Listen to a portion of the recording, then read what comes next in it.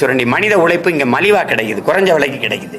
அப்போ உழைப்பை சுரண்டி உற்பத்தியை பெருக்கி பல ஆயிரம் கோடி லாபத்தை கொண்டு போக முடியும் அவன். இப்போ இந்த லாபத்தை கொண்டு போகிறான், எனக்கு அங்கே வேலை செய்கிறனால எனக்கு சம்பளம் தான் கிடைக்குது. இப்போ சம்பளத்தை வாங்கி சாப்பிட்றேன்னா வாழ்வேன் வளருவேனா? என் உழைப்பை சுரண்டி உற்பத்தியை பெருக்கி லாபத்தை அதிக அளவில் ஈட்டி கொண்டு போகிற அந்த முதலாளி வளருவானா? அந்த முதலாளி வாழ்கிற நாடு வளருமா? நான் வளருவேனாங்கிற கேள்வியை நீங்கள் எழுப்புனீங்கன்னா இது எவ்வளோ பெரிய ஏமாற்றுன்னு தெரியும். இப்போ நீங்கள் இந்த முதலீட்டாளர்கள் வர்றாங்க, 7000 கோடிக்கு மேலே கொண்டுட்டு வராங்க. எங்கே முதலீடு செய்வாங்க? வானத்தில் இல்லை, பூமியில் தானே. யார் நிலத்தில்? எங்கள் ஆத்தாளப்பை நிலம்.